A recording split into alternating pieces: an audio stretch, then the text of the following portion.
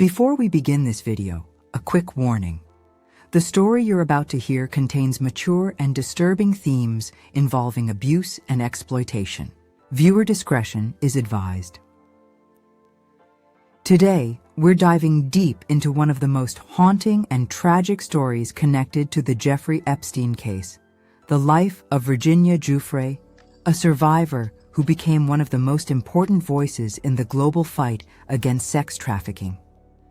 Her story is now being told through her posthumous memoir, Nobody's Girl. It's a heartbreaking account of how a young girl was trapped in a world of power, money, and manipulation, and how she tried to fight back, even when the odds were against her. You're watching FameFlash, where Hollywood meets the headlines. Virginia Giuffre, born Virginia Roberts, had a difficult start in life. In her book, she describes growing up in a home where safety and trust were rare. According to her, the trauma began at just 7 years old, when she was allegedly abused by her own father. Her childhood pain made her vulnerable, and by the time she was a teenager, she was already searching for a way out, for independence, for escape, and for love. But instead of finding freedom, she found something much darker. At just 16 years old, while working as a spa attendant at Donald Trump's Mar-a-Lago resort in Palm Beach, Florida, Virginia met a woman named Ghislane Maxwell. Maxwell promised her a better life, an opportunity, even education and travel. But what she actually delivered was a ticket into Jeffrey Epstein's world, a world that would forever change Virginia's life.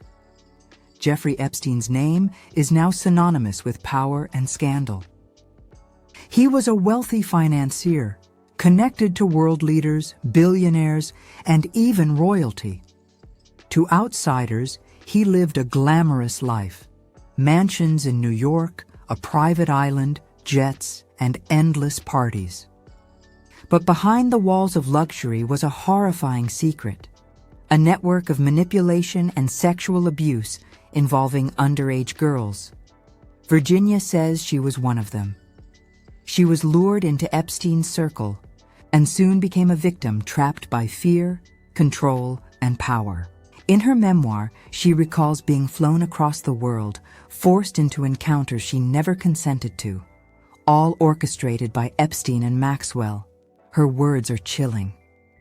She describes remembering the faces of her abusers, powerful men, because, as she says, when a man is 6 inches from your face, violating you, you never forget what he looks like.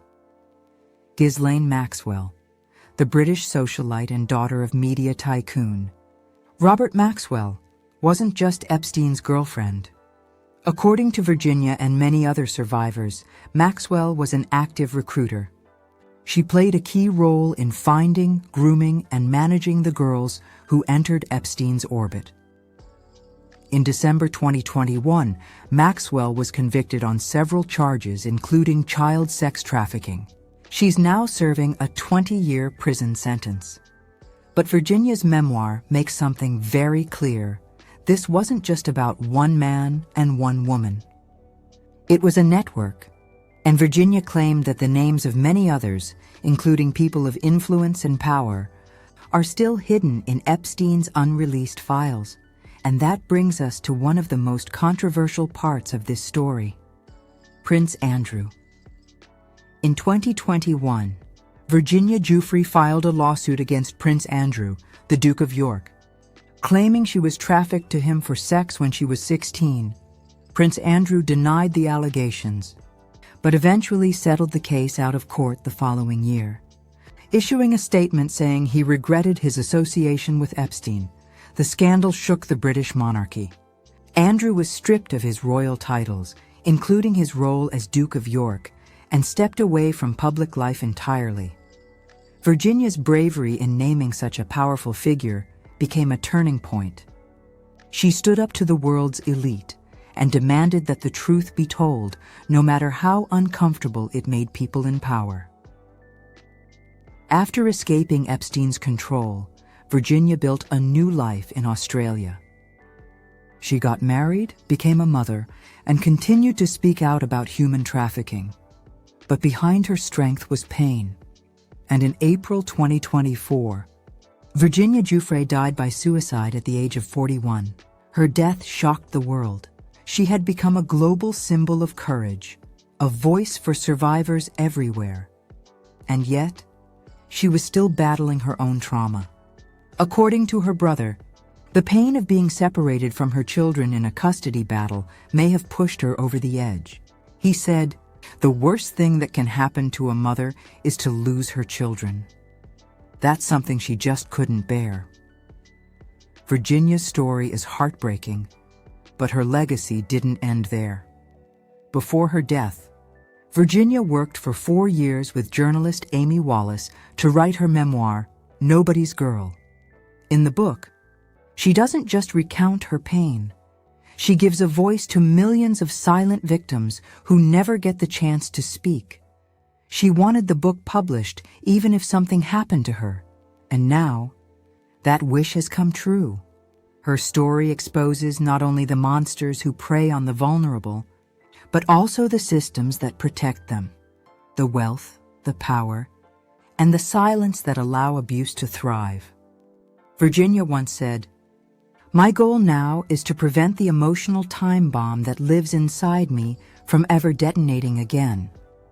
It's a line that speaks to every survivor who's ever lived in pain, trying to find peace in a world that didn't protect them. Today, Virginia Giuffre's story serves as a reminder of how easily power can corrupt and how far courage can go.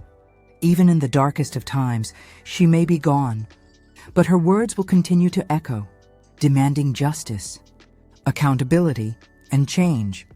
Because the truth, no matter how long it takes, always finds its way out.